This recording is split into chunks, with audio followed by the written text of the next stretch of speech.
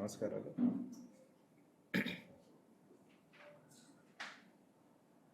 గడచిన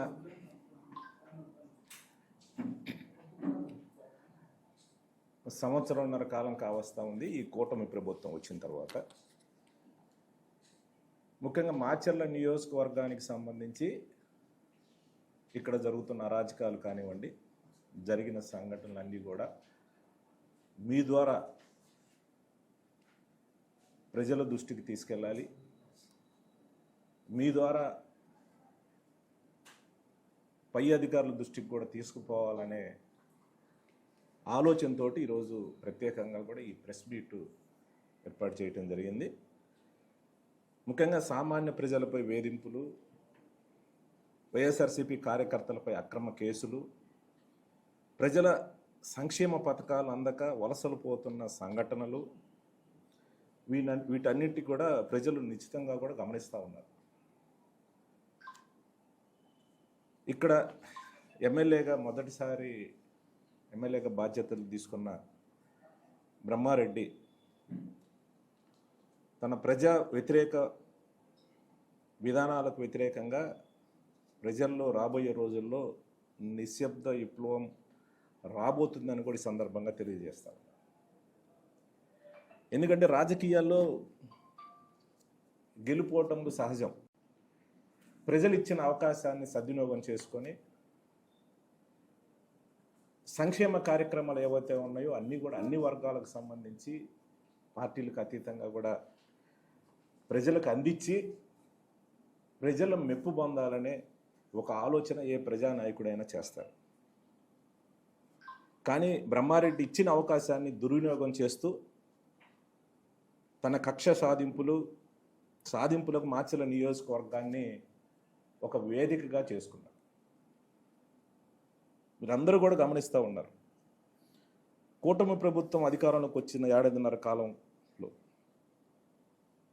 ఎన్నికల ఫలితాలు వచ్చి రాగానే అక్రమ కేసులు పెట్టి 54 రోజులు నన్ను జైలుకు పంపించిన పరిస్థితి. ఆ తర్వాత వరుసగా కూడా అక్రమ కేసులు పెడతా ఉన్నారు. మా పార్టీకి సంబంధించిన కార్యకర్తలు కానివ్వండి, మమ్మల్ని అభిమానించే ప్రజలు కానివ్వండి, వాళ్ళకి ఏమైనా ఇబ్బంది వస్తే వాళ్ళని కలవటం తప్ప అని అడుగుతా ఉన్నాను. వాళ్ళకి భరోసా ఇవ్వడం తప్ప అని అడుగుతా ఉన్నాను. అందువల్ల నేను ప్రత్యక్ష కార్యాచరణకి ఎక్కడ దిగలేదు. ఇప్పటి వరకు కూడా ప్రత్యక్షంగా ఏ కార్యక్రమాలు చేయలేదు. కానీ మొదటి నుంచి కూడా మాతో ఉండి నాకు 4 సార్లు ఎమ్మెల్యేగా గెలిపించిన కార్యకర్తలకు అండగా ఉండాలనే బాధ్యత నాది. ప్రజలకు అందుబాటులో ఉండాలి అనే ఆలోచనతో నేను ప్రజల దగ్గరికి వెళ్తూ ఉంటే అది చూసి ఓరవలేని ఈ యొక్క కూటమి నాయకులు కానివ్వండి, బ్రహ్మారెడ్డి ఇప్పటి వరకు నా మీద 13 కేసులు అక్రమంగా కూడా నా మీద కూడా పెట్టినారని కూడా ఈ సందర్భంగా తెలియజేస్తాను. చాలా దారుణమైన విషయం. ఎందుకంటే మీ అందరికీ తెలుసు, ఇటీవల గుళ్ళపాడులో ఆధిపత్య పోరులో వాళ్ళ పార్టీకి, టీడీ పార్టీకి సంబంధించిన 2 వర్గాలు కూడా ఆధిపత్యం కోసం వాళ్ళు తగాద కొట్టుకొని జంట హత్యలు జరిగితే దానికి సంబంధించి జిల్లా ఎస్పీ కానివ్వండి, ఆ చనిపోయిన బాధితుల బంధువులు ఎవరైతే ఈ కేసు ప్రత్యక్ష సాక్షులు ఎవరైతే ఉన్నారో, ఈ కేసులో ఎవరైతే రిపోర్ట్ ఇచ్చిన ప్రత్యక్ష సాక్షులు ఎవరైతే ఉన్నారో వాళ్ళు కూడా ఇది ఆధిపత్య పోరు వల్ల మా పార్టీలో వర్గాల పోరు వల్ల కొట్టుకున్నారని వాళ్ళు కూడా చెప్పడం జరిగింది. ఇదందరూ కూడా మీరు గమనించిన విషయం. కానీ ఇంత దారుణంగా, ఎందుకంటే వెంటనే అక్కడున్న వర్గాలను సమన్వయం చేయలేక సొంత పార్టీ కార్యకర్తలు చంపుకుంటున్నారు. బ్రహ్మారెడ్డి చేతగానితనాన్ని టీడీపీ అధిష్టానం కానివ్వండి, వాళ్ళకు సంబంధించిన సోషల్ మీడియాలో ఎత్తి చూపితే దానికి అప్పుడప్పుడు ఒక స్క్రిప్ట్ తయారు చేసి అది నా వైపు తిప్పి అక్కడున్న అధికారుల్ని, పోలీసుల్ని అందరినీ కూడా ఒత్తిడి చేసి నా మీద కేసు పెట్టిన పరిస్థితి. ఇది న్యాయమేనా అని నేను అడుగుతా ఉన్నాను. ఇది మంచి పద్ధతేనా అడుగుతా ఉన్నాను. రాజకీయంలో మీరందరూ కూడా, ఇక్కడున్న మీడియా మిత్రులందరినీ నేను కోరుతా ఉన్నాను. ఇక్కడున్న కుర్రోళ్ళు ఎవరన్నా ఉన్నా కూడా కొత్త జనరేషన్లో కొంత తెలియకపోవచ్చు, కానీ సీనియరు పాత్రికేయులు కూడా ఉన్నారు. మీరందరూ కూడా ఆలోచన చేయండి. మొదటి నుంచి కూడా పల్నాడు అంటేనే ఫ్యాక్షన్ రాజకీయాలు, ఒకప్పుడు బాగా కూడా ఫ్యాక్షన్ జరిగిన పరిస్థితి. ఎందుకంటే ఆనాడు దుర్గాంబ ఎమ్మెల్యేగా ఉండి చంద్రబాబు నాయుడు ముఖ్యమంత్రిగా ఉన్న టైంలో కూడా చాలా గ్రామాల్లో ఫ్యాక్షన్, బ్రహ్మారెడ్డి సొంత గ్రామంలోనే ఫ్యాక్షను హత్యలు జరిగిన పరిస్థితి. అలాంటి పరిస్థితిలో రాజశేఖర రెడ్డి గారు ముఖ్యమంత్రి అయిన తర్వాత చాలా వరకు ఫ్యాక్షన్ తగ్గిస్తూ వచ్చిన పరిస్థితి. ఆనాడు ఫ్యాక్షన్ రాజకీయాలకు సంబంధం ఉందని ముఖ్యమంత్రి హోదాలో ఈ బ్రహ్మారెడ్డినే చంద్రబాబు నాయుడు పార్టీని సస్పెండ్ చేసిన పరిస్థితి. దానికి ఎవరు బాధ్యత అంటున్నా? అలాంటి పరిస్థితులన్నీ కూడా ఫ్యాక్షన్ జరగకుండా ఓ పక్క తగ్గిస్తూ 2009 మొదటిసారి నేను శాసనసభ్యుని అయిన దగ్గర నుంచి నేను వరుసగా 4 సార్లు కూడా ప్రజల యొక్క అభిమానంతో శాసనసభకు ఎన్నికైతే ఎక్కడా కూడా నేను ఫ్యాక్షన్ గొడవను ప్రోత్సహించిన పరిస్థితి లేదు. ఇదే బ్రహ్మారెడ్డి 2009లో నా మీద పోటీ చేసి ఓడిపోయిన తర్వాత ఈ నియోజకవర్గానికి దూరంగా వెళ్ళిపోయిన పరిస్థితి. ఒక దశాబ్ద కాలం, దాదాపుగా 10-12 సంవత్సరాలు నియోజకవర్గానికి దూరంగా ఉండి ఎక్కడా కూడా గొడవలు లేకుండా వీలైనంత వరకు సర్దుబాటు చేసుకుంటూ వచ్చిన పరిస్థితి నేను. కానీ నీకు అవకాశం ఇచ్చారు 2024లో. కానీ ఈ రకమైన రాజకీయం, ఈ రకమైన కుట్రతోటి రాజకీయం, గ్రామాల్లో ఆధిపత్య పోరుతో గొడవలు జరిగి అక్కడ ఏదన్నా గొడవల్లో ఎవరైనా చనిపోతే మాకేం సంబంధం ఉంటుంది? గతంలో ఈ సంస్కృతి ఎక్కడైనా ఉందా అని నేను అడుగుతా ఉన్నా. ఇలాంటి పరిస్థితులు ఎప్పుడైనా చేశారని అడుగుతా ఉన్నా. నీవు ఆనాడు నీకు ఫ్యాక్షన్ రాజకీయ సంబంధం ఉందని చంద్రబాబు నాయుడే నిన్ను పక్కన పెట్టిన పరిస్థితుల్లో ఈరోజు అదంతా నాకు పులవాలి, వాళ్ళకు అనుకూలమైన మీడియాలో నేనేదో ఫ్యాక్షనిస్టుగా కూడా ముద్ర వేయాలని ఒక తపన తాపత్రయంతో ఒకవైన అబద్ధ ప్రచారాన్ని చేస్తూ ఉన్నారు. ఇది పూర్తిగా నేను ఖండిస్తూ ఉన్నాను. ఇది సరైన పద్ధతి కాదని కూడా ఈ సందర్భంగా నేను తెలియజేస్తూ ఉన్నాను. ఎందుకంటే నీకు అవకాశం ఇచ్చారు, నువ్వు చేయి. నేను చాలామంది అడిగారు, ఏమన్నా ఇదేందన్నా ఇంత అన్యాయంగా కేసులు పెట్టారు? టీడీపీ సంబంధించిన నాయకులు కూడా కొంతమంది ఇది చాలా అన్యాయం పెట్టినారు.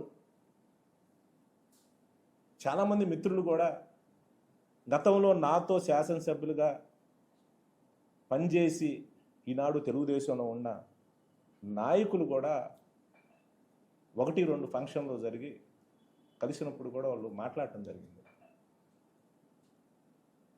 ఇతనేంది బ్రహ్మారెడ్డి అనే వ్యక్తి ఎమోషనల్ బ్లాక్మెయిల్ చేస్తాడు, ఇదేమి రాజకీయం? నేనేదో నష్టపోయాను, ఏదో జరిగింది, జరగబోతుంది, అక్కడ ఏదో జరుగుతుందని ఎమోషనల్గా కూడా మా నాయకులు, అధినాయకులను కూడా ఎమోషనల్ బ్లాక్మెయిల్ చేసి అతని అవసరాల కోసం అధికారులను కూడా ఎమోషనల్ బ్లాక్మెయిల్ చేస్తూ ఉన్నాడని కూడా వాళ్ళు మాట్లాడుకోవడం జరిగింది. ఏదైనా సరే, ఏదైతే ఈ జంట హత్య కేసుల్లో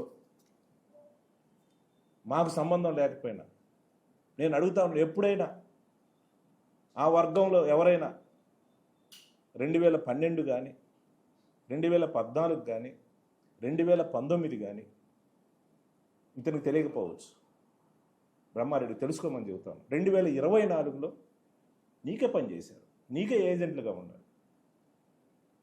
ఏ ఎలక్షన్స్కి నా దగ్గరకు వచ్చిన పరిస్థితి లేని పరిస్థితుల్లో వాళ్ళేదో ఆధిపత్యం కోసం చేసిన ఈ సంఘటనలు మా మీద రుద్ది, మా మీద కేసు పెట్టి, అధికారం ఉంది కదా, ఈ పోలీసులు మనం ఏం చెప్తే అది నడుస్తూ ఉంది కదా అని చెప్పి నన్ను ఇబ్బంది పెట్టాలి, నన్ను ఈ కాన్స్టిట్యున్సీలో ఎక్కడా కూడా తిరగకుండా చెయ్యాలని ఒక రకమైన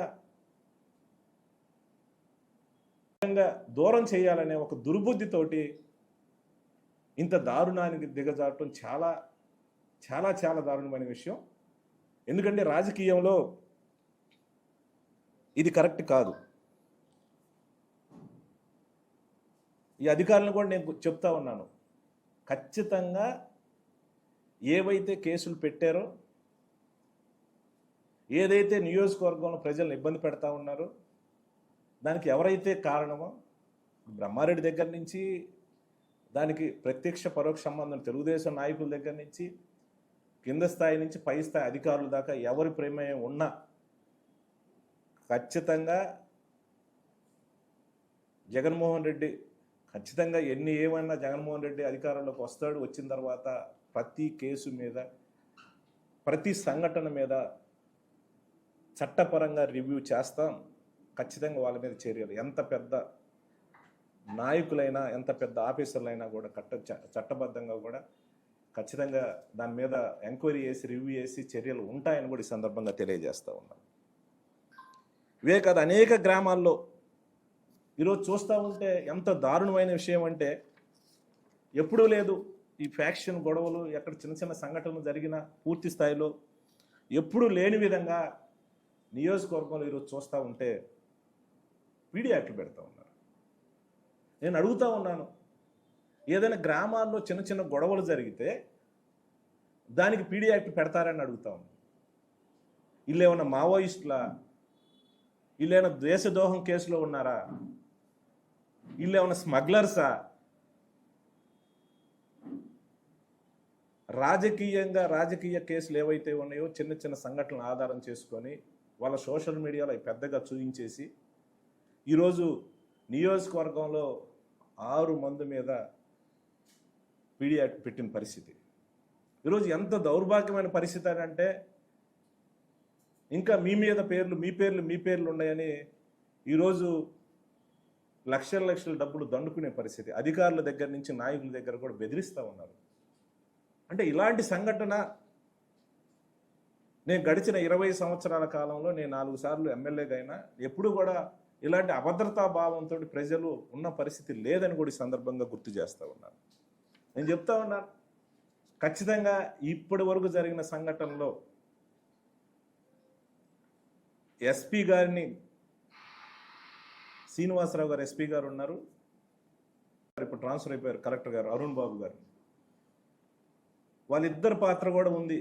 ఈ తప్పుడు కేసులు చాలా వరకు పెట్టిన దాంట్లో కూడా ఖచ్చితంగా వాళ్ళ మీద కూడా రివ్యూ ఖచ్చితంగా చేస్తాం. ఎందుకంటే ఒక పీడీ యాక్ట్ పెట్టాలని అంటే చిన్న వాళ్ళ మీద పీడీ యాక్ట్ పెట్టి ఈ రకమైన దానికి అవకాశం ఇచ్చిన దాంట్లో అరుణ్ బాబు పాత్ర ఖచ్చితంగా ఉంది. ఆయన సంతకాలు పెట్టాడు. ఇది మంచి పద్ధతేనా అని అడుగుతా ఉన్నాం. ఇది మనం ఎక్కడున్నాం? మేము మావోయిస్టులా, లేకపోతే ఏమన్నా దేశద్రోహులా, లేకపోతే స్మగ్లర్సా? ఈ రకమైన పీడీ యాక్ట్లు పెట్టి బెదిరియటం ఇది పద్ధతేనా అనుకో. ఎంతమందిని బెదిరిస్తారు? ఇవే కాదు, ఇంకా ఎందుకంటే బ్రహ్మారెడ్డి ఒక దశాబ్ద కాలం కాన్షియన్స్లో లేడు, 12 సంవత్సరాల పైచిక్కు లేడు, తర్వాత వచ్చాడు. ఈరోజు వస్తాడు మీడియా ముందు, ఆయన ఊహించుకొని మా నాయకుడు జగన్మోహన్ రెడ్డి దగ్గర నుంచి నా దాకా కూడా ఆయన వ్యక్తిగతంగా కూడా దూషించే కార్యక్రమం చేస్తాం. బ్రహ్మారెడ్డి అది కరెక్ట్ కాదు. నీకు అవకాశం ఇచ్చారు, రైట్, నువ్వు నిధులు తీసుకురా, పల్నాడుని అభివృద్ధి చేయి, చేసింది చూయించు. మీడియాలో ప్రచారం చేసుకోవటం, లేకపోతే మీడియా ముందు ఊగిపోతాం, మీడియా సాక్షిగా ఏదో అది పబ్లిసిటీ చేసుకోవడానికి ఒక రకమైన వార్నింగ్లు, నీ సంగతి చూస్తే ఎవరి సంగతి చూస్తే ఎవరు ఎక్కడ భయపడే వాళ్ళు ఎవరు లేరు. ఎందుకంటే మేము 30 ఏళ్ళ నుంచి రాజకీయం చేస్తూ ఉన్నాం. వరుసగా మా కుటుంబంలో 5 సార్లు ఎమ్మెల్యేగా మేము గెలిచాం. నేను 5 సార్లు పోటీ చేస్తే నేను 4 సార్లు గెలిచాను. మొదటిసారి నీకు అవకాశం ఇచ్చారు, ఖచ్చితంగా దాన్ని సద్వినియోగం చేసుకో. అంతేగాని నువ్వు ఈ రకమైన అనవసరమైన వివాదాలకు దిగి దాన్ని ఎమోషనల్ క్రియేట్ చేసి అతను ఏం చేస్తున్నాడనంటే ఒక రకమైన ప్రజల్లో కానీ అధికారుల్లో ఏదో రకంగా మీడియా ముందుకు వచ్చి ఎమోషన్ క్రియేట్ చేసి ఎమోషనల్ చాటున అతను దందా కార్యక్రమం చేస్తూ ఉన్నాడు. నేను అడుగుతూ ఉన్నాను బ్రహ్మారెడ్డి, గడిచిన సంవత్సరన్నర కాలంలో నియోజకవర్గంలో ఉండే రేషన్ షాపు దగ్గర బియ్యాన్ని మంచికల్లు కేంద్రంగా నిన్నటిదాకా కూడా అక్కడ ఒక మిల్లు ద్వారా ప్యాకింగ్ చేసి బయటికి పంపించింది నీకు తెలియదా బ్రహ్మారెడ్డి అని నేను అడుగుతాను. డైరెక్ట్గా మెయిన్ రోడ్డు కానుకొని అక్కడి నుంచి ఖమ్మంపాడుకి మార్చి ఖమ్మంపాడులో ఒక మిల్లులో పేదల బియ్యాన్ని మొత్తాన్ని అక్కడ తరలించి అక్కడి నుంచి ప్యాక్ చేసేసి బయటకు పంపించింది నీకు తెలియదా బ్రహ్మారెడ్డి అని నేను అడుగుతాను. ఇవి కాదు, ఈరోజు చూస్తూ ఉంటే మార్కెటింగ్ యార్డ్ పేరుతోటి చెక్ పోస్టులు ఏర్పాటు చేసి చిన్న చిన్న రైతుల దగ్గర నుంచి చెస్ రూపంలో వాళ్ళకి ఎలాంటి రసీదు ఇవ్వకుండా డబ్బులు వసూలు చేస్తుంది నీకు తెలియకుండా జరుగుతుందా బ్రహ్మారెడ్డి అని నేను అడుగుతా ఉన్నా. ఇవే కాదు, మొన్న యూరియాకు సంబంధించి 2 రాష్ట్రాల్లో పెద్ద ఎత్తున కూడా రైతులు ధర్నాలు చేస్తూ ఉన్నారు, రైతులు పడిగాపులు కాస్తూ ఉన్నారు, రైతులు మాకు యూరియా ఇప్పించండి అని కూడా ప్రాధాయపడతా ఉన్నారు. ఆ సమస్యని ఎట్లా పరిష్కారం చేసుకోవాలి, ఏ రకంగా యూరియా తీసుకొచ్చి రైతులను ఆదుకోవాలని ఈ ప్రభుత్వం ఆలోచన చేయాలి. కానీ నిన్న ప్రెస్ మీట్ పెట్టేసి నువ్వేదో చేసావు అని చెప్పి నా మీద వ్యక్తిగతంగా కూడా మాట్లాడిన పరిస్థితి. ఇంకా ఏమంటాడు, నువ్వు చేతనైతే చర్చకి రమ్మంటాడు. రైట్, చర్చకి వస్తాను, నీకు చాలా టైం ఉంది బ్రహ్మారెడ్డి, నువ్వెందుకు ఆవేశపడతావు? నువ్వు 1 సంవత్సరంన్నర ఎమ్మెల్యేగా అయింది, నేను చర్చకి వచ్చినా నీకు చెప్పడానికి ఏం లేవు, నువ్వు చేసింది కూడా ఏం లేదు ఇప్పటిదాకా, నీకు మాట్లాడడానికి చాలా టైం ఉన్నది. నువ్వు మీ ముఖ్యమంత్రి గారిని ఒప్పించుకో, నువ్వు గ్రాంట్ తీసుకురా, నువ్వు డెవలప్ చేయి. జగన్మోహన్ రెడ్డి గారు ముఖ్యమంత్రిగా ఉన్నప్పుడు నేను ఎన్ని గ్రాంట్లు తీసుకొచ్చానో ఖచ్చితంగా నేను చేసిన పనులు చూపిస్తాను. ఖచ్చితంగా ఏమేమి ఎవిడెన్స్ అక్కడ ఉంటాయి, ఎక్కడికి పోవు. నువ్వు గ్రాంట్ తీసుకొచ్చి నువ్వు పని చేసిన తర్వాత ఒకరోజు ఖచ్చితంగా చర్చ పెట్టుకుందాం, ఎవరేం చేశారు. ఖచ్చితంగా అభివృద్ధి మీద ప్రజలు అవకాశం ఇచ్చారు, ఖచ్చితంగా చర్చ పెడదాం, దానికి వెనకపోయే ప్రశ్నే లేదు. నువ్వు చేతనైతరా, నువ్వేం చేసావు ఈ సంవత్సరాల కాలం, నువ్వేం చేసావు? నువ్వేం చేయలే. కాకపోతే నీకు ఒక రికార్డు అయితే ఉంది, అది చెప్తాను నేను. నువ్వు బ్రహ్మాండంగా ఈ సంవత్సరాల కాలంలో నువ్వు చేసిన రికార్డు, ముఖ్యంగా ఈ పల్నాడు జిల్లాలో నీకే నెంబర్ 1 స్థానం ఇవ్వాల్సిన పరిస్థితి ఉంది. నువ్వు చేసిన రికార్డు ఉంది, అది కూడా నేను ఇప్పుడు చెప్తాను. నువ్వే విన్ అవుతావు, మా వల్ల కాదు, మేము చేయలేం. ఖచ్చితంగా నువ్వు విన్ అవుతావు. ఎందుకంటే ఎరువుల విషయంలో చాలా మాట్లాడాడు, అది లేకుండా చూసుకో. ఎందుకంటే జగన్మోహన్ రెడ్డి ముఖ్యమంత్రి 5 సంవత్సరాల్లో ఎక్కడా కూడా ఏ రైతులు కూడా రోడ్డు మీదకి వచ్చి ధర్నా చేసిన పరిస్థితి లేదు. కొంచెం అటు ఇటుగా సబ్సిడీగా కూడా రైతులకు మేము యూరియా కానీ ఎరువులు కానీ అందించిన పరిస్థితి. నీకు తెలియదు, నువ్వు ఎక్కడో గుంటూరులో ఉన్నావు. వాస్తవం ఏదన్నా ఉంటే ఇక్కడున్న నిజాయితీగా ఉండే వాళ్ళ దగ్గర ఏమన్నా ఫీడ్బ్యాక్ తీసుకొని నువ్వు మాట్లాడితే బాగుంటుంది. ఇది ఎట్లా ఉందనంటే, మా కార్యకర్తలు ఏదైనా అనారోగ్యంతో ఉంటే ఆ ఊరికి నేను వెళ్ళినా, ఏదైనా చిన్న ఫంక్షన్ ఏదైనా ఉన్నా ఆడికి వెళ్ళినా, ఆ ఊర్లో ఏదో చిన్న గొడవ పెట్టాలి, మా వాళ్ళని కేసులు పెట్టి ఇబ్బంది పెట్టాలి. పోలీసులు ఉన్నారు కదా, ఏం చెప్తే చేసేవారు. లేకపోతే వాళ్ళ నుంచి ఒక చిన్న కంప్లైంట్ ఇప్పించేసి నా మీద వాళ్ళ సోషల్ మీడియాలో దుష్ప్రచారం చేయటం. నిన్న బయన్నపాడులో ఒక ఎస్సీ కులానికి సంబంధించి పెరాలసిస్ వచ్చేసి మొదటి నుంచి మా పార్టీ కార్యకర్త, నేను ఆయన కొంచెం పలకరిచ్చేసి వాళ్ళకి హాస్పిటల్కి సంబంధించి కొంచెం ఆర్థిక సహాయం చేద్దామని నేను వెళ్ళి వస్తే, అది ఆసరాగా తీసుకొని ఆ ఊరు నుంచి వాళ్ళ పార్టీకి సంబంధించిన ఒక కార్యకర్త చేత నేనేదో భూ కబ్జా చేసినానని కూడా ఒక పిటిషన్ ఇప్పించాను. నేను అడుగుతా ఉన్నాను, నేను స్టిల్ దానికి నిలబడి ఉంటాను. నేనే సిఐ గారికి రిటర్న్గా ఒక కంప్లైంట్ ఇద్దాం అనుకుంటున్నాను. నేనేం చేశాను నిరూపించాలి కదా, ఊరక గుడ్డగాల్చి మీద వేయటం కాదుగా. అన్ని రికార్డులన్నీ అధికారులు మీ దగ్గర ఉన్నారు, రికార్డులు మీ దగ్గర ఉన్నారు. నిజంగానే నేను చేస్తుంటే తప్పుడు ప్రచారం చేయటం ఇది కరెక్ట్ కాదు బ్రహ్మారెడ్డి. నేను చెప్తా, ఇది కరెక్ట్ కాదు. నువ్వు పని చేయి, నీకు అవకాశం ఇచ్చారు, నువ్వు చంద్రబాబు నాయుడు ఒప్పించుకుంటావో లోకేష్ని ఒప్పించుకుంటావో గ్రాంట్లు తీసుకొచ్చి నువ్వు బ్రహ్మాండంగా పని చేయి, ప్రజల మెప్పు పొందు. నువ్వు చేసే డెవలప్మెంట్కి మేమేదన్నా అడ్డంకులు సృష్టిస్తే అప్పుడు నువ్వు క్వశ్చన్ చేయి. నువ్వు చేయడం చేతగాక, నీ గ్రాంట్లు తీసుకురావడం చేతగాక, మేము తెచ్చిన గ్రాంట్లు, మేము చేసిన పనులు నువ్వు దాన్ని పెట్టుకొని ఏదో చేసినావు నీ సంబంధించిన సోషల్ మీడియాలో ప్రచారం చేయడం చాలా దుర్మార్గమైన విషయం.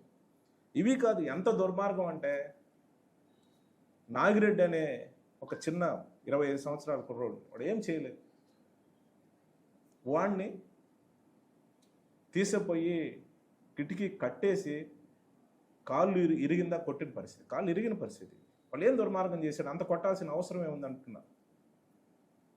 ఇది నేను హైకోర్టులో న్యాయ పోరాటం చేస్తూ ఉన్నాను. ఇది ఎస్పీ గారు, కొత్త ఎస్పీ గారి దృష్టికి కూడా నేను తీసుకెళ్తాను.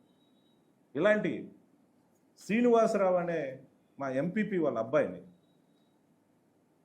హైదరాబాద్లో పోయి తీసుకొని అక్కడి నుంచి పిడుగురాల తీసుకొచ్చి పిడుగురాల పోలీస్ స్టేషన్లో కూర్చోబెట్టి విపరీతంగా కొట్టి హింసించిన పరిస్థితి.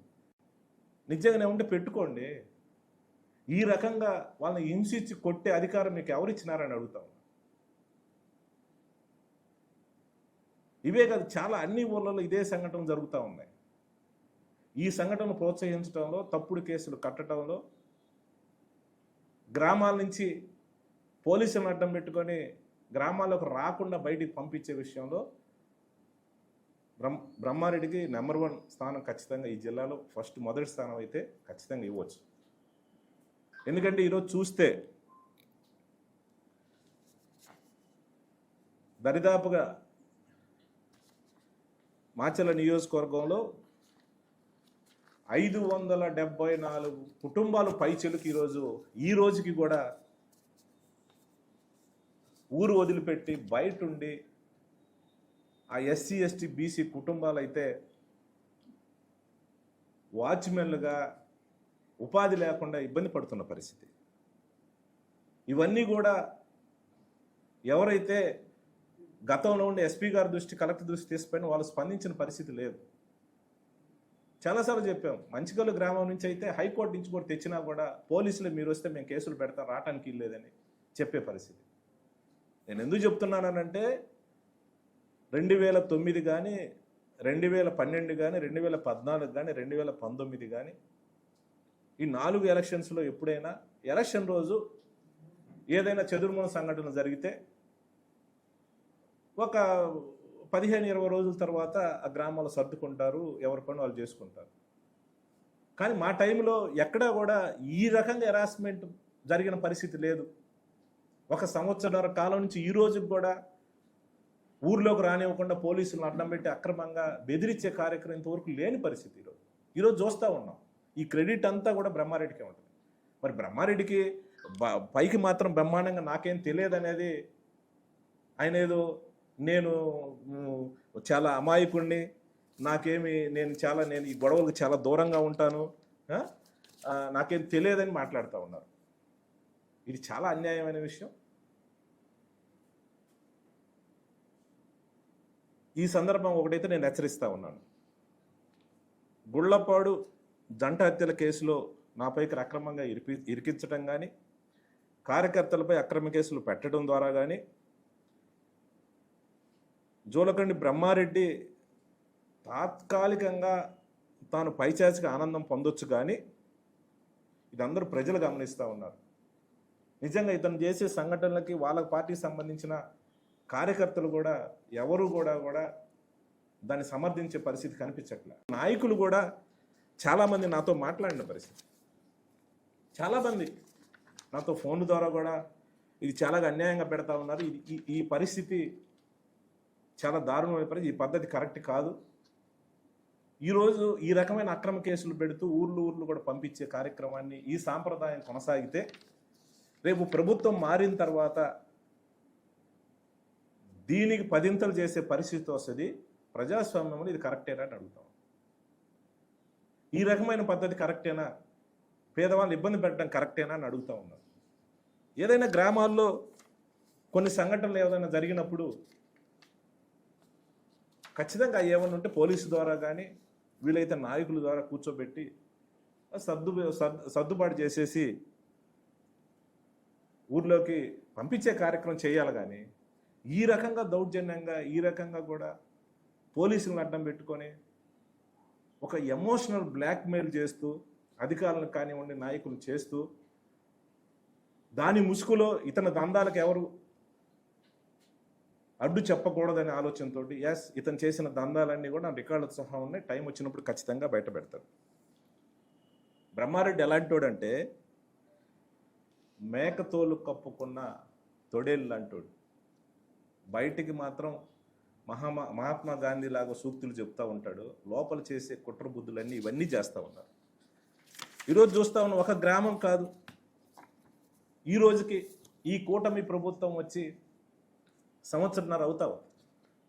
ఈ సంవత్సరన్నర కాలంలో ఈ రోజుకి కూడా ఊర్లోకి రాని గ్రామాలు ఈరోజు నేను చెప్తా ఉన్నాను.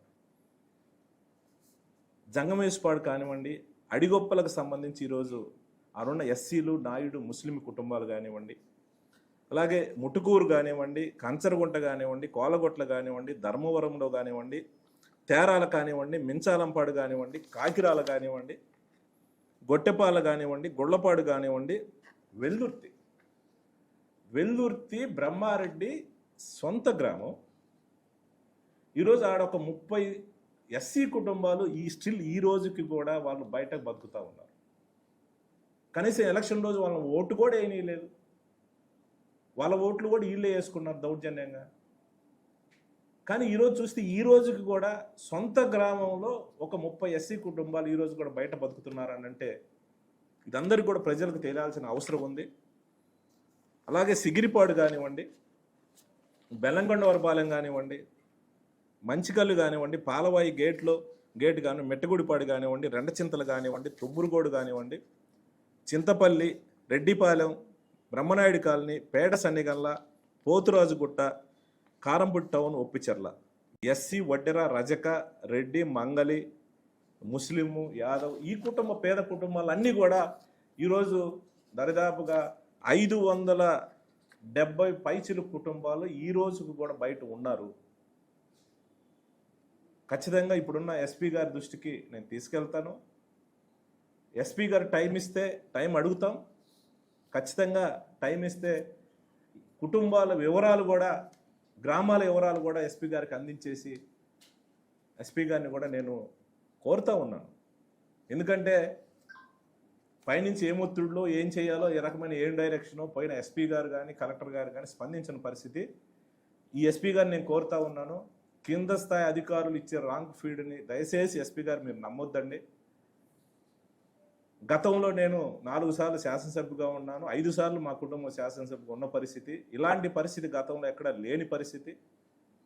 దయచేసి మీ ద్వారా ఎస్పీ గారిని కోరుతూ ఉన్నాను. నా దగ్గర ఫుల్ డేటా ఉంది, కుటుంబాలతో సహా వివరాలన్నీ ఉన్నాయి. ఎస్పీ గారిని నేను టైం అడుగుతాను, టైం ఇస్తే ఖచ్చితంగా ఈ వివరాలన్నీ అందజేసి న్యాయం చేయమని కూడా నేను కోరుతూ ఉన్నాను. న్యాయం చేసే బాధ్యత ఎస్పీ గారిని కలెక్టర్ గారిని ఉంది.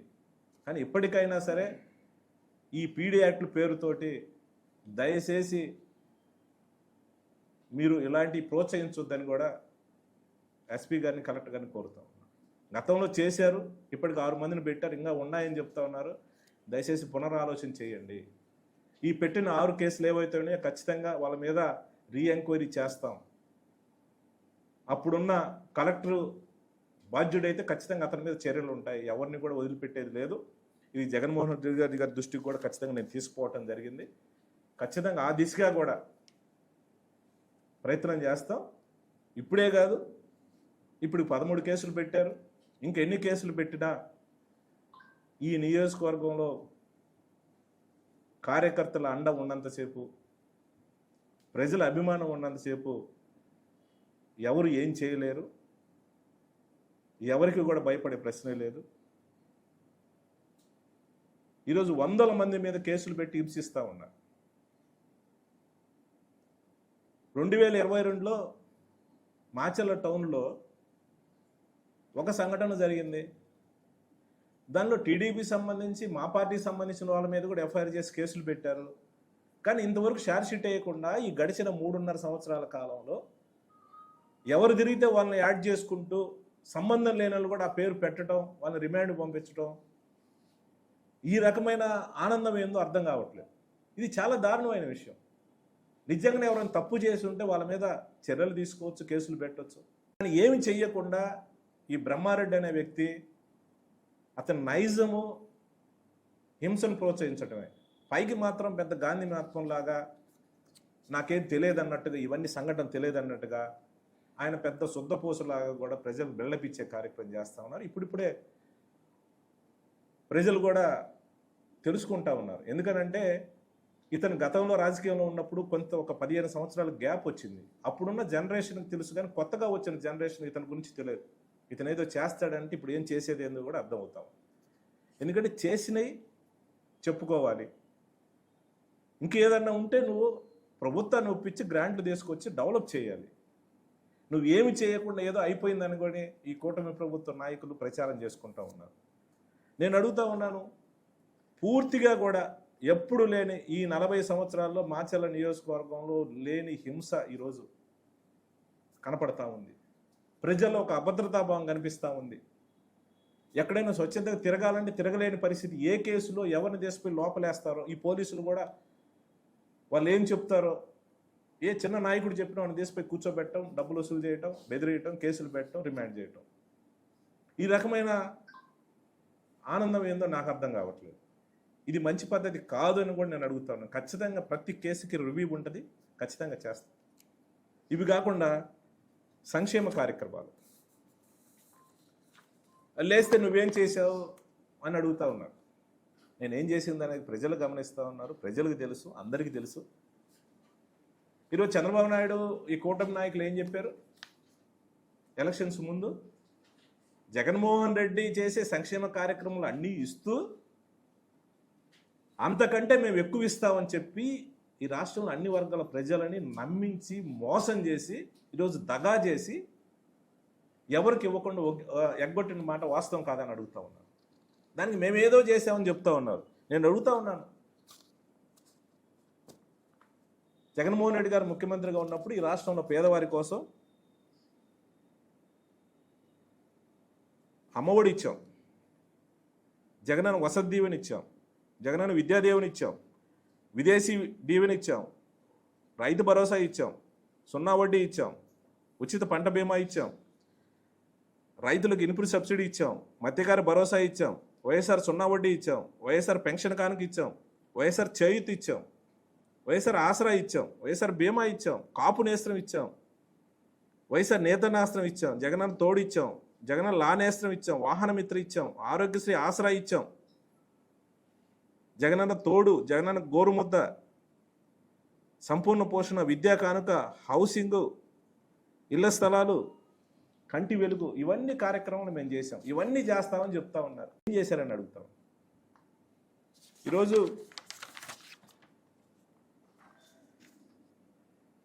సంక్షేమ కార్యక్రమాలు ఏవైతే ఉన్నాయో దాంట్లో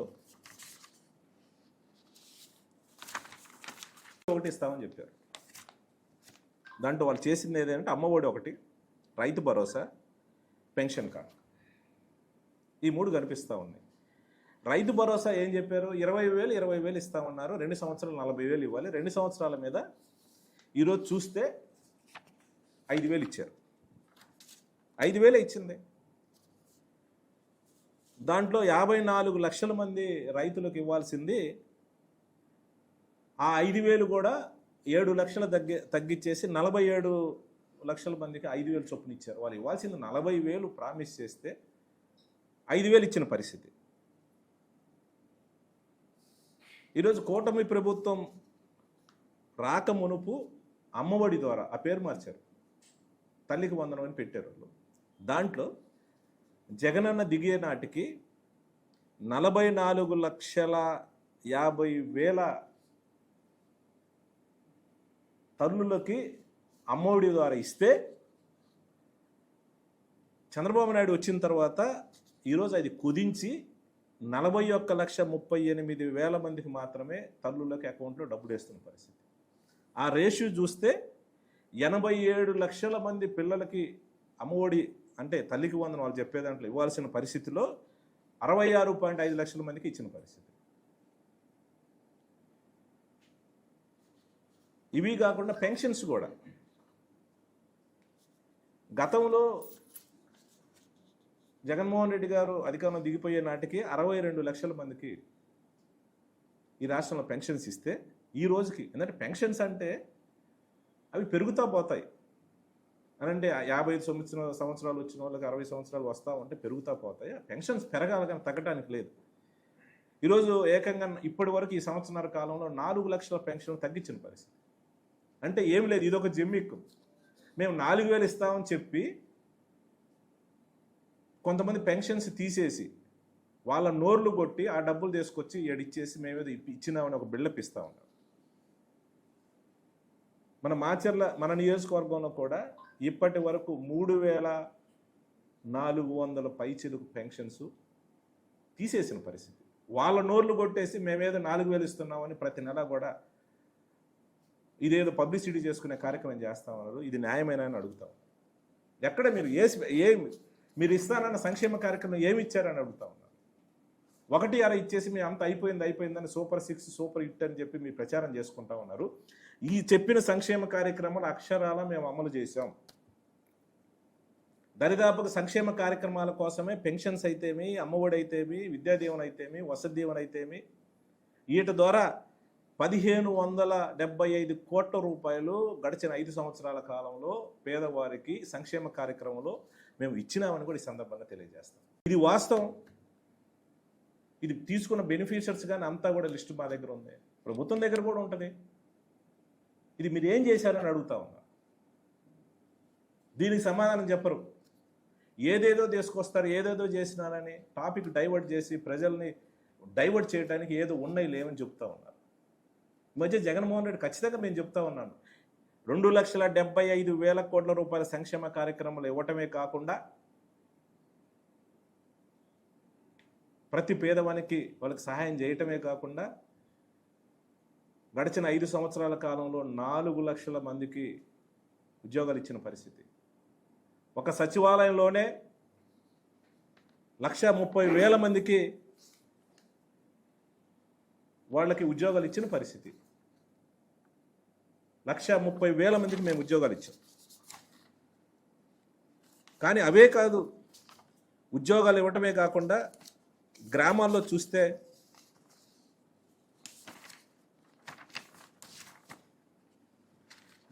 చూస్తే ఈరోజు ఇప్పటికైతే సచివాలయం బిల్డింగ్లు 65 కట్టాం, రైతు భరోసా కేంద్రాలు 38, హెల్త్ సెంటర్లు 27, నాడు నేడు కింద స్కూల్స్కి డెవలప్మెంట్ 250 స్కూల్స్ డెవలప్ చేశాం, ప్రాథమిక ఆరోగ్య కేంద్రాలు 10, కమ్యూనిటీ సెంటర్స్ 2, కమ్యూనిటీ హాల్స్ 78, కొత్త సబ్స్టేషన్లు 12. దరిదాపుగా సంక్షేమ కార్యక్రమాలే కాకుండా ఈట కోసం 1,115 కోట్ల రూపాయలు డబ్బులు నేను తీసుకొచ్చినాను కూడా ఈ సందర్భం తెలియజేస్తా ఉన్నాను.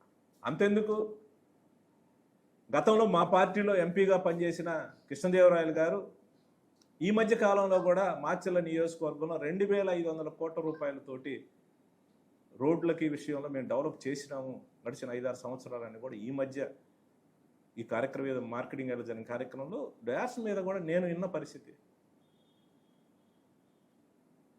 ఇంకా నీకు వివరాలు కావాలంటే పక్కనే ఉన్న మీ ఎంపీని అడిగితే చెబుతారు, ఇప్పుడు మీతోటే ఉన్నారు. ఇవన్నీ కూడా దాచిపెట్టి ఎంతసేపు ఉన్నా కూడా వాళ్ళ మీద కేసు పెడదాం, వీళ్ళ మీద కేసు పెడదాం, ఏమన్నా ఉంటే ఒక సైకో ఆనందం పొందుతూ మీడియా ముందు ఆయన అది చేస్తాం, ఈయన్ని ఇది చేస్తాం. చాలా ఉంది చేసుకోవటానికి. ఇక్కడికి ఎవరు భయపడేదేం లేదు. ఈరోజు మా మీద 10 కేసులు పెడితే దానికి 10 ఖచ్చితంగా రాబోయే రోజులు అనుభవిస్తారు. ఏదైతే ఉత్త కేసులు పెట్టారో, తప్పుడు కేసులు పెట్టారో, ప్రతి గ్రామంలో పెట్టే తప్పుడు కేసు మీద రిజిస్టర్ చేసిన ఆఫీసర్ దగ్గర నుంచి, అతనికి రికమెండ్ చేసిన పై అధికారి దగ్గర నుంచి అందరూ కూడా బాధ్యత వహిస్తారు. ఎవరిని కూడా వదిలిపెట్టే ప్రశ్న లేదు. ఇప్పటికైనా నేను పోలీస్ అధికారులను కోరుతా ఉన్నాను, మీరు న్యాయంగా చేయండి. తను తప్పు చేస్తే చేయండి, తప్పితే వాళ్ళ మాటలిని మీరు దోషులుగా నిలబడొద్దు. రేపు చట్టం ముందు మేము నిలబెట్టినప్పుడు మీరు ఎవరు కూడా రక్షించే పరిస్థితి ఖచ్చితంగా ఉండదు. ఇంకొకటి లేస్తే ఏం చెప్తాడు, వరకపుడిచల ప్రాజెక్టు గురించి మాట్లాడతాం. దాంట్లో నిర్దిష్టంగా ఖచ్చితంగా మేము ఉన్నాం. వరకపుడిచల ప్రాజెక్టు గురించి ఎప్పటి కాదు, ఎప్పటి నుంచో కూడా మన ప్రాంతంలో వరకపుడిచల గురించి అవసరం. నేను ఖచ్చితంగా చెప్పాను ఆ రోజు. నేను ఖచ్చితంగా నేనేం చెప్పాను, వరకపుడిసెల ప్రాజెక్టు తీసుకొస్తానని పదే పదే పబ్లిక్ మీటింగ్లో చెప్పిన మాట వాస్తవం. దానికి నేను కట్టుబడి ఉన్నాను. ఈ రోజు కూడా కట్టుబడి ఉన్నా నేను. ఎందుకంటే మొట్టమొదటిసారి 5/3/1996 96లో చంద్రబాబు నాయుడు శంకుస్థాపన చేశాడు ఈ వరకపుడిసెల ప్రాజెక్టు కోసం. ఆ తర్వాత ఆయన ముఖ్యమంత్రి అయ్యాడు, దాన్ని ఊసేలేదు. ఆ తర్వాత 2017 3/3/2017న అసెంబ్లీలో నేను మాట్లాడాను. ఏది, ఈ ప్రాజెక్టు చాలా అవసరం, ఈ ప్రాజెక్ట్ ఇవ్వండి సార్, మీరే శంకుస్థాపన చేసి మీరు పబ్లిక్లో ప్రామిస్ చేశారు, మా ప్రాంతం రైతులకు అవసరం, దయచేసి మీరు ఇవ్వండి సార్ ఇది అని నేను ప్రాక్షగా కూడా నేను అడిగా. ప్రజల తరపున, రైతుల తరపున నేను అడిగింది కూడా ఒకసారి అసెంబ్లీలో మాట్లాడింది ఒకసారి ప్లే చేస్తాను.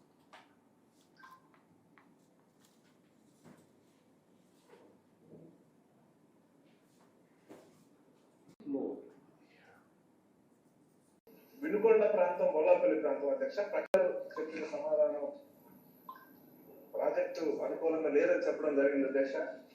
చాలా బాధాకరమైన విషయం అధ్యక్ష. పల్నాడు ప్రాంతంలో, ముఖ్యంగా మాచర్ల ప్రాంతంలో సార్ అధ్యక్ష, దుర్గి, వెల్దుర్తి, కారంపూడి, వినుకొండ ప్రాంతం, బొల్లాపల్లి ప్రాంతం అధ్యక్ష, ప్రకాశం జిల్లా పుల్లంచేరు ప్రాంతంలో పూర్తిగా వర్షాలనే ఇబ్బంది పడే పరిస్థితి అధ్యక్ష. మా ప్రాంతంలో వర్షాలు తక్కువగా ఉండటం వల్ల రైతు కూలీలు కూడా బాగా ఇబ్బంది పడే పరిస్థితి అధ్యక్ష. ఈ ప్రాజెక్టు కోసం 60 సంవత్సరాల నుంచి కూడా మా ప్రాంతంలో రైతాంగం ఉద్యమాలు చేస్తా ఉన్నారు అధ్యక్ష, ధర్నాలు చేస్తా ఉన్నారు అధ్యక్ష. స్వాతంత్రం వచ్చిన మొదట్లో అధ్యక్ష 1952లో అప్పటి ప్రభుత్వం ఒక కమిటీని కూడా వేయడం జరిగింది అధ్యక్ష. కోసలా కమిటీ అని ఒక కమిటీని వేశారు అధ్యక్ష. ఆ ప్రాంతం ప్రాజెక్టుకి అనుకూలమా కాదని కూడా కమిటీ వేశారు అధ్యక్ష. 1955లో ఆ కమిటీ కూడా రిపోర్ట్ ఇచ్చింది అధ్యక్ష. ఆ ప్రాంతం అవసరం, పల్నాడు ప్రాంతంలో ఆ ప్రాజెక్ట్ అవసరం కూడా ఇచ్చింది అధ్యక్ష. ఆ కమిటీలో కేఎల్ రావు గారు కూడా ఆ కమిటీలో ఉన్నారు అధ్యక్ష. అధ్యక్ష, ఆ తర్వాత పల్నాడు విమోచన సమితి పేరుతోటి రాజకీయాలకు అతీతంగా ఎన్నో ఉద్యమాలు, ధర్నాలు కూడా జరిగినాయి అధ్యక్ష. తర్వాత అధ్యక్ష 1996లో అధ్యక్ష ఇప్పుడు ముఖ్యమంత్రి చంద్రబాబు నాయుడు గారు అప్పుడు మా ప్రాంతంలో ఒక సభను ఏర్పాటు చేసి అధ్యక్ష ఖచ్చితంగా ఇక్కడ ప్రాజెక్ట్ ఇస్తామని ప్రామిస్ చేశాడు అధ్యక్ష. అప్పుడు పబ్లిక్ మీటింగ్ లో మాట్లాడిన ఫోటో కూడా ఉంది అధ్యక్ష. ఆ రోజు చెప్పడం జరిగింది అధ్యక్ష, పల్నాడు కళ నెరవేరిపోతా ఉన్నది కూడా చెప్పారు అధ్యక్ష. రైతులు చాలా సంతోషించారు అధ్యక్ష ఆ ప్రాజెక్టు వస్తుందని కూడా. కానీ ఆ ప్రాజెక్టు నెరవేరలేదు అధ్యక్ష, అందరితో ఆగిపోయింది అధ్యక్ష. ఆ తర్వాత 2008లో స్వర్గీయ రాజశేఖర రెడ్డి గారు ఖచ్చితంగా ఆ ప్రాజెక్టు ఇస్తామని అక్కడ శంకుస్థాపన చేయడం జరిగింది అధ్యక్ష. గవర్నమెంట్ జీవో కూడా ఇవ్వడం జరిగింది అధ్యక్ష. జీవో నెంబర్ 702 జీవో ఇచ్చారు అధ్యక్ష. 1.7 టీఎంసీ స్టోరేజ్ తోటి అధ్యక్ష 1.7 స్టోరేజ్ అధ్యక్ష 197.7 కోట్లతోటి 44,326 ఎకరాలతో డిజైన్ చేసి ఆ ప్రాజెక్ట్ ఇవ్వడానికి కూడా ఆ రోజు టెండర్లు కూడా పిలవడం కూడా జరిగింది అధ్యక్ష. కానీ దురదృష్టవశాత్తు ఆయన చనిపోవడం వల్ల మా ప్రాంతం యొక్క రైతులు కోరికల మీద, ఆశ మీద కూడా నిలిచేటట్టు అయింది అధ్యక్ష.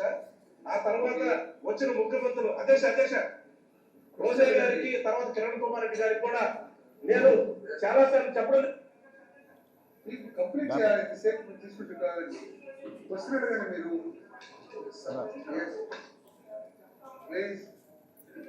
ఎందుకంటే పూర్తిగా కూడా ఈ యొక్క వరకపుడిసెల కోసం, అవకాశం కోసం కొట్లాడుతూ ఉన్నాం, నాయకులతోటి గట్టిగా మాట్లాడుతూ ఉన్నాం ఈ ప్రాంత రైతుల అవసరాల కోసమని. ఆ రోజు 2017లో మార్చి 3వ తారీఖున అసెంబ్లీలో నేను గట్టిగా కూడా మాట్లాడిన పరిస్థితుల్లో తర్వాత 6వ తారీఖే నాకు రిప్లై ఇచ్చారు, ఇది సాధ్యం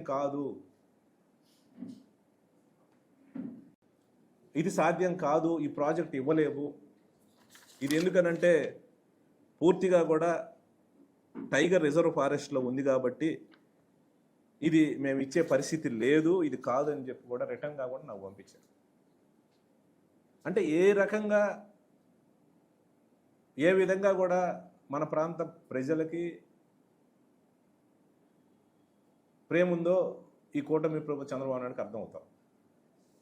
అసెంబ్లీ సాక్షి చెప్పారు, మళ్ళీ వెంటనే ఎలక్షన్స్ ముందు 2018లో 7/8/2018 పార్క్ సెంటర్లో మళ్ళీ వాళ్ళే చెప్పారు 17లో 18లో ఎలక్షన్కి వస్తున్నాయి కాబట్టి మళ్ళీ వచ్చేసి పార్క్ సెంటర్లో ఒక శిలాఫలకం వేశారు లోకేష్ గారు. ఏది వర్క్ ప్రాజెక్ట్ మేము ఇస్తున్నామని చెప్పి. అప్పటికి ఏమి లేవు, ఎలాంటి అనుమతులు లేవు. అనుమతులు లేకుండా ఒక జీవో ఒకటి కూడా ఇచ్చారు, దొంగ జీవో ఒకటి ఇచ్చారు. 340 కోట్లతోటి మేము ఈ ప్రాజెక్టుకి ఇస్తున్నాం. ఎలాంటి అనుమతులు లేకుండా, అంటే ప్రజల్ని మభ్యపెట్టాలి, ప్రజల్ని మోసం చేయాలనే ఆలోచనతో ఒక దొంగ జీవో ఇచ్చి 340 కోట్లు ఇస్తున్నారు. ఇదే లోకేష్ మళ్ళీ 18లో శంకుస్థాపన చేసిన పరిస్థితి. కానీ ఆ తర్వాత అప్పటికే 2016లో జగన్మోహన్ రెడ్డి గారు కరువు ధర్నా కార్యక్రమం భాగంగా మాచర్లు వచ్చినప్పుడు నేను మళ్ళీ కూడా జగన్మోహన్ రెడ్డి గారు చెప్పడం జరిగింది, అన్న మాకు ఈ ప్రాంతంలో అవసరం, ఖచ్చితంగా ఏదైనా మీరు చేయాల్సిందే అని అంటే పబ్లిక్ మీటింగ్లో ఖచ్చితంగా మనం అధికారంలోకి వస్తున్నాం, వరకపుడిసెల ప్రాజెక్టు ఖచ్చితంగా మనం ఇస్తున్నాం, అన్ని అనుమతులతోటి మనం ఇస్తామన్నాం. ఇదే విషయం ప్రజలకు చెప్పండి, రైతులకు చెప్పండి, రైతులు ధైర్యంగా నిబ్బరంగా ఉండమని చెప్పి జగన్మోహన్ రెడ్డి చెప్పిన మేర, జగన్మోహన్ రెడ్డి ఆదేశాల మేరకే నేను ప్రజల దగ్గర పోయి ఖచ్చితంగా ఇస్తున్నామని కూడా చెప్పడం జరిగింది. కానీ ఆ తర్వాత 2019 అధికారంలోకి వచ్చిన తర్వాత దాని మీద చాలా ఎక్సర్సైజ్ చేశాం. ఎందుకంటే కొంచెం లేటు కావడానికి దురదృష్టం ఏంటంటే ఒక 2.5 సంవత్సరాలు కరోనా వచ్చింది. అవి కేంద్ర లెవెల్లో అనుమతులు రావాల్సిన పరిస్థితి. అది దానికోసం చాలా ఎక్సర్సైజ్ చేశాం. చేసి దరిదాపుగా 1,25,363 ఎకరాలు టోటల్గా వరకపుడిసెల ఫస్ట్ ఫేజ్ సెకండ్ ఫేజ్ కలిపి 1,25,363 ఎకరాలకు సంబంధించి 34 గ్రామాలు సంబంధించి తాగునీరు కానివ్వండి, సాగునీరుకి ఇది డిజైన్ చేసిన ప్రాజెక్ట్. ప్రాజెక్ట్ కట్టడానికి దరిదాపుగా 3,800 కోట్ల రూపాయలు అవసరమవుతాయి. పూర్తిగా కూడా ప్రభుత్వం దగ్గర ఫుల్ ఎస్టిమేట్ తోటి వాళ్ళ దగ్గర ఉంది, అన్నీ కూడా రెడీ చేసిన పరిస్థితి. అప్పట్లో ఎస్టిమేట్ వేసేసి గవర్నమెంట్ ద్వారా జీవో కూడా ఇప్పించినాం. జీవో నెంబర్ 177 జగన్మోహన్ రెడ్డి గారు కూడా ఈ ప్రాజెక్టు మనం చేపడతా ఉన్నాం, పూర్తి అనుమతులు వచ్చిన తర్వాత ఖచ్చితంగా ఈ ప్రాజెక్ట్ మనం చేపడుతున్నామని కూడా, పూర్తి అనుమతులతోటి వచ్చిన తర్వాత చేస్తామని కూడా చెప్పడం జరిగింది. ఈ ప్రాజెక్టు పూర్తిగా అనుమతులు రావటం, దానికి సంబంధించిన అన్ని పర్మిషన్స్ వాళ్ళు ఫేక్ జీవో ఇచ్చింది 340 కోట్లతోటి ఫేక్ జీవో 18లో ఇచ్చిన 6/2/2018 ఎలక్షన్ కోసం ఫేక్ జీవో ఇచ్చింది. ఎలాంటి అనుమతులు లేకుండా ఎట్లా పని చేస్తారు, ఎక్కడ ఫారెస్ట్లోకి రాణిస్తారా? అంటే ఇది ప్రజలు మోసం చేయటం కాదని అడుగుతా ఉన్నాను. జగన్మోహన్ రెడ్డి గారు ముఖ్యమంత్రి అయిన తర్వాత ఈరోజు వైల్డ్ ఫారెస్ట్ సంబంధించి 31/5/2023 నేను అడుగుతా ఉన్నాను. ఎందుకనంటే 23 దాకా పట్టింది ఏంటంటే ఈ జీవోలు పర్మిషన్స్ రావటానికి. ఎందుకంటే ముందు కరోనా ఉంది కాబట్టి 31/5/2023 వైల్డ్ రిజర్వ్ ఫారెస్ట్ సంబంధించి అన్ని అనుమతులు కూడా 2023 రావడం జరిగింది. ఇవన్నీ వచ్చిన తర్వాత జగన్మోహన్ రెడ్డి గారిని మాచెల తీసుకొచ్చి శంకుస్థాపన చేయించి ఆయన చేత కూడా చెప్పేయడం జరిగింది. పూర్తి అనుమతులు వచ్చిన తర్వాత మేము చేయడం జరిగింది, ఖచ్చితంగా ఈ ప్రాజెక్ట్ పూర్తి చేస్తాం. రైట్, అది రొటీన్ ప్రాజెక్ట్, అన్ని అనుమతులు వచ్చినాయి. ఏదైతే మీ నోటి గుండా ఇది సాధ్యం కాదు, ఈ ప్రాజెక్ట్ కట్టలేమని అసెంబ్లీ సాక్షిగా ఇదే చంద్రబాబు నాయుడు ముఖ్యమంత్రిగా ఉండి చెప్పిన ప్రాజెక్టుని జగన్మోహన్ రెడ్డి గారు కేంద్ర ప్రభుత్వంతో మాట్లాడి నాటి ప్రధానమంత్రిని ఒప్పించి tiger reserve forest, wild life ఫారెస్ట్లో వాళ్ళతో అధికారులు పిలిచి చర్చించేసి ఎంతో ప్రయాసపడి అనుమతులన్నీ కూడా తీసుకొచ్చాం. ఇంకా డబ్బులుంటే పని చేయటమే, వేరేది ఏం లేదు. అక్కడ దాకా తీసుకొచ్చి పెట్టాం. రేట్లో అన్నం అన్నీ కూడా కలిపి పెట్టాం. ఇదే అన్ని పర్మిషన్స్ వచ్చినాయి, మీరు డబ్బులు ఇస్తే పని చేస్తామని ఎలక్షన్ తర్వాత చంద్రబాబు నాయుడు మీటింగ్లో కూడా ఎంపీ మాట్లాడిన పరిస్థితి. ఇలాంటిది ఇదేదో మేమే తెచ్చాం సోషల్ మీడియాలో సంకలు కొట్టుకుంటా ఉన్నారు ఈరోజు బ్రహ్మారెడ్డి. ఏమీ లేదు, నువ్వు శూన్యం, నువ్వు ఎంత సోషల్ మీడియాలో నువ్వు ఏ రకంగా ప్రచారం చేసుకున్నా నువ్వు జీరో, వర్క్ పొడిచేల దాంట్లో నువ్వు చేసింది ఏం లేదు. నీకు చేతనైతే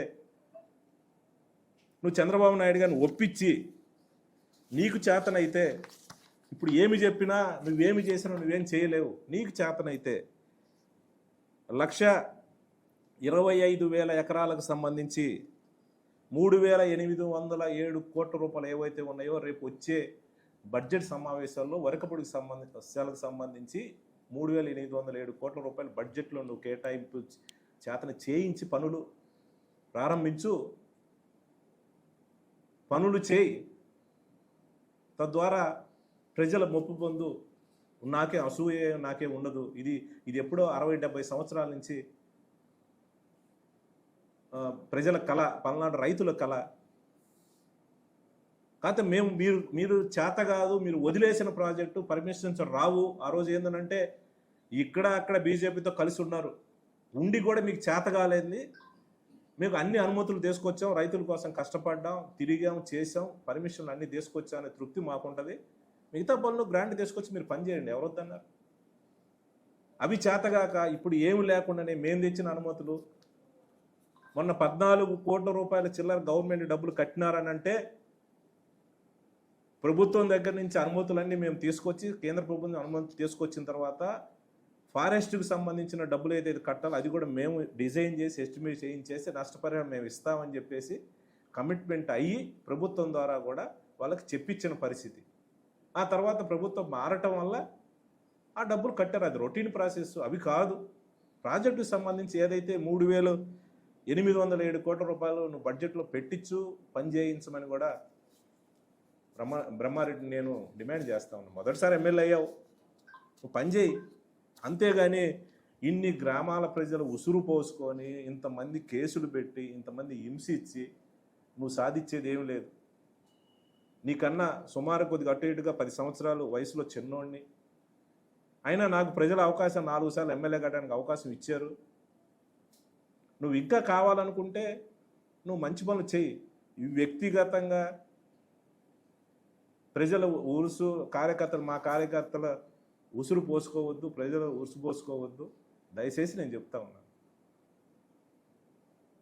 ఈ రకమైన ఎవరిని పడితే వాళ్ళని బెదిరించడం, అధికారులను అడ్డం పెట్టుకోవడం, ఈ పోలీసుల చేత కేసులు పెట్టడం ఇది మంచి పద్ధతి కాదు. మా మీద ఇంకా నేను ఇంకా ఎక్కడ ప్రజల దగ్గరికి వస్తాను తిరగకుండా, నేను ఒక వారం ప్రజల దగ్గరికి వెళ్ళి ఏదన్నా పరామర్శ పేరుతోటి వాళ్ళని ఏదన్నా కుటుంబ ధైర్యం పోతే నాకు ఇంకొక కేసు. మొన్న జరిగిన ఎక్కడా కూడా నియోజకవర్గంలో వినాయక నిమజ్జనాలకు సంబంధించి దగ్గరుండి మా కార్యకర్తలు కానీ మా వాళ్ళని కానీ పర్మిషన్ ఇవ్వకుండా ఏదైనా అక్కడక్కడ పిల్లలు ఏదైనా చిన్న బొమ్మలు పెట్టుకుంటే చిన్న మైకు కూడా పర్మిషన్ ఇవ్వకుండా నిర్బంధించిన పరిస్థితి. ఈరోజు అదే తెలుగుదేశం పార్టీకి సంబంధించి డీజేలతో అమ్మాయిలతో డ్యాన్సులు వేయించిన ఈ వీడియోలు కూడా నేను చూసిన పరిస్థితి. అలాంటిది వాళ్ళ మీద ఏముండవు. నేను హైదరాబాద్ నుంచి ఇంటికి వస్తూ ఉంటే మధ్యలో కొంతమంది కార్యకర్తలు కలిసి నేను వస్తే మళ్ళీ నా మీద ఇంకో కేసు. ఇది మంచి పద్ధతేనా అని అడుగుతా ఉన్నాను. అంటే ఈ కేసులు పెడితే ఎవరైనా భయపడతారని అడుగుతాను. కేసులు ఎదుర్కొంటాం. తప్పుడు కేసులు ఏం పెట్టారు? మాచర్ల నియోజకవర్గంలో ఎప్పుడూ లేని కొత్త సంస్కృతిని బ్రహ్మారెడ్డి అలవాటు చేస్తాం. ఖచ్చితంగా తెలుగుదేశం కార్యకర్తల నాయకుల కూడా నేను వాళ్ళందరినీ కూడా ఆలోచన చేయమని కోరుతా ఉన్నాను. ఎందుకంటే గడిచిన 15-20 సంవత్సరాల్లో ఇలాంటి పరిస్థితి ఎప్పుడు లేని పరిస్థితి. ఎలక్షన్ అప్పుడు ఏదన్నా ఆ 2 రోజులు ఉధృతలు ఏమైనా ఉంటే తప్పితే ఆ తర్వాత కూడా ఎవరి పని వాళ్ళు చేసుకునే పరిస్థితి. ఈ రకంగా ఎంటబడి హింసించడం, పోలీసులను అడ్డం పెట్టుకొని ఊర్లోకి వస్తే కేసులు పెడతాం. మంచి కళ్ళలో అయితే మరి ఎలక్షన్లో చిన్న గొడవ కూడా లేదు, అంతకుముందు ఏం గొడవలు లేవు. కావాలని ఈరోజు సంవత్సరంన్నర నుంచి బయట ఉంచారు. హైకోర్టు ఆర్డర్ ఇచ్చింది, అయినా కూడా పోలీసులు మీకు వస్తే ఇంకో కేసులు పెడతాం. రావటానికి లేదని చెప్తా ఉన్నారు. ఇది మంచి పద్ధతేనని అడుగుతా ఉన్నారు. ఇది చాలా దుర్మార్గమైన పరిస్థితి. ఇదేదో అనుకుంటా ఉన్నాడు. బ్రహ్మారెడ్డి నిజ స్వరూపం ఈరోజు ప్రజలందరూ కూడా చూస్తూ ఉన్నారు. చాలామంది నాతోటి టీడీపీ నాయకులు కూడా మాట్లాడిన పరిస్థితి, ఇదేందన్నా ఇట్లా చేస్తూ ఉన్నారని. ఎందుకంటే ఇది మంచి సంస్కృతి కాదు, సాంప్రదాయం కాదు. ఈరోజు అతని ఎక్కడికి వెళ్ళిపోతాడు, అతనికి అలవాటే. 2009 ఓడిపోయిన తర్వాత ఒక 12-13 సంవత్సరాలు ఈ కాన్స్టిట్యున్సీలో వాళ్ళ బంధువులు, చుట్టాలు, ఫంక్షన్గా ఏం జరిగినా వచ్చిన పరిస్థితి లేదు. మళ్ళీ వెళ్ళిపోతాడు. కానీ ఇక్కడ ఉండే కార్యకర్తలు, ఇబ్బంది పడ్డ కార్యకర్తలు 1కి 4 కేసులు పెట్టమని ఆ సాంప్రదాయం వస్తే ఏం జరుగుతుంది? అది మంచి సాంప్రదాయం అని అడుగుతాం. ఇది ప్రజలు గమనిస్తూ ఉన్నారు. బ్రహ్మారెడ్డి ఇది కరెక్ట్ కాదు. నేను మీ ద్వారా ఈ విషయాలన్నీ కూడా ఎస్పీ గారి, కలెక్టర్ దృష్టికి తీసుకెళ్తాం. ఇవి పీడీ యాక్ట్ పెట్టే సంస్కృతి, ఇది బెదిరించే ఒక సంస్కృతి, దొంగ కేసులు పెట్టే సంస్కృతి, సంబంధం లేకుండా కేసులు పెట్టే పరిస్థితి దయచేసి చేయొద్దని కూడా ఈ సందర్భంగా వాళ్ళని కోరుతా ఉన్నా అధికారులు. ఎందుకంటే రేపు ఖచ్చితంగా మాకు టైం వచ్చినప్పుడు ఖచ్చితంగా ఈ అన్ని మీద రివ్యూ చేస్తాం. అప్పుడు ఎవరు కూడా, ఈ నాయకులు కానీ ఎవరు కూడా మీకు కనపడే పరిస్థితి ఉండదు. దయచేసి అలాంటి తప్పులు చేయొద్దు. ఇప్పటికైనా ఇప్పుడు చేసినవి ఖచ్చితంగా దాని మీద యాక్షన్ ఉంటుంది. నేను కొత్తగా వచ్చిన ఎస్పీ గారిని నేను టైం ఇస్తే నేను టైం అడుగుతాం మేము మా పార్టీ తరఫున.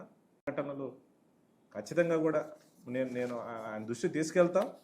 సరే ఎంతవరకు చేస్తారనేది నేను ఖచ్చితంగా చూస్తాం, ప్రెజర్ చేస్తాం. ఇవే కాకుండా చాలా ఉన్నాయి నా దగ్గర. ఎందుకంటే ఇది నేను నోటితో చెప్పేది కాదు. వరకపుడిసెల ప్రాజెక్టుకి సంబంధించి 96లో చంద్రబాబు నాయుడు శంకుస్థాపన చేశాడు. ఆహా ఓహో అని కూడా రాయించు.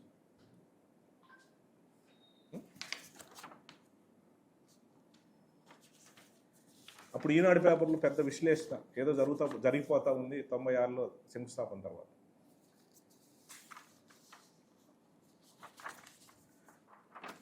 ముందు చూపుతో చంద్రబాబు శంకుస్థాపన.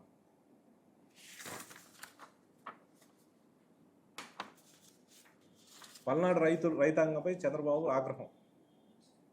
ఎందుకంటే ఆ రోజు నీళ్ళు ఇబ్బంది పడుతున్నారని గురజాల మాచలకు సంబంధించిన తెలుగుదేశం నాయకులు చంద్రబాబు నాయుడు దగ్గరికి పోతే మళ్ళీ మీరు గిన వచ్చి అడావుడి చేస్తే మేము లోపలేస్తామని చెప్పిన పరిస్థితి వాళ్ళ పేపర్లోనే రాశారు, జ్యోతిలోనే రాశారు.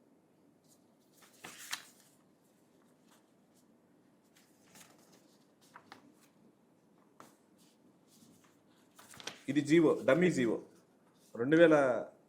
ఫిబ్రవరి 6, 2019న లోకేష్ గారు శంకుస్థాపన చేసిన ఒక డమ్మీ జీవో ఇచ్చారు. అంటే ఎలక్షన్స్ ముందు మభ్యపెట్టడానికి.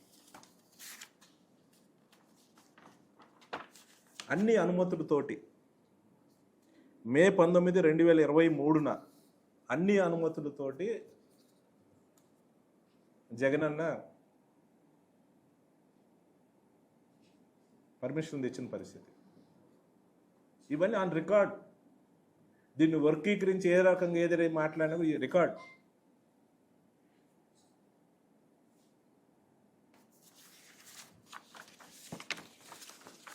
వాస్తవాలు తెలుసుకొని మాట్లాడాలని బ్రహ్మారెడ్డి నేను ఈ సందర్భంగా హెచ్చరిస్తూ ఉన్నాను. చాలా మాట్లాడవచ్చు, మీడియా ముందు ఊగిపోవచ్చు. నేను కూడా చాలా మాట్లాడవచ్చు. ఖచ్చితంగా ఆయన ఏదో చర్చ అన్నాడు. నేను అడుగుతా ఉన్నాను, చర్చ ఇప్పుడు ఏమి, నువ్వు పొడిసింది ఏం లేదు, నువ్వు చేసింది ఏం లేదు. ఈ సంవత్సరాల కాలంలో నువ్వు గ్రాంట్ తీసుకురా, ఫైనల్గా ఒకరోజు చర్చ పెడదాం. నా దగ్గర ఫుల్ డాక్యుమెంట్స్ ఉన్నాయి. నేను ఎంత డెవలప్ చేశానో, ఏ రకంగా రోడ్లు ఏం తెచ్చామో, బిల్డింగ్స్ ఏం కట్టామో, హాస్పిటల్ ఏం కట్టామో, సంక్షేమం ద్వారా ఎంత తెచ్చామో అన్నీ కూడా ఉన్నాయి, కనపడిస్తూ ఉంది. టైం వచ్చినప్పుడు అన్నీ కూడా చర్చిద్దాం. ముందు దీని మీద ధ్యాస పెట్టు. వాడిని ఇన్ని కేసులు లోపలేసేసి కేసులు పెట్టి అలా ఇక్కడ ఒక టెన్షన్ వాతావరణాన్ని క్రియేట్ చేసి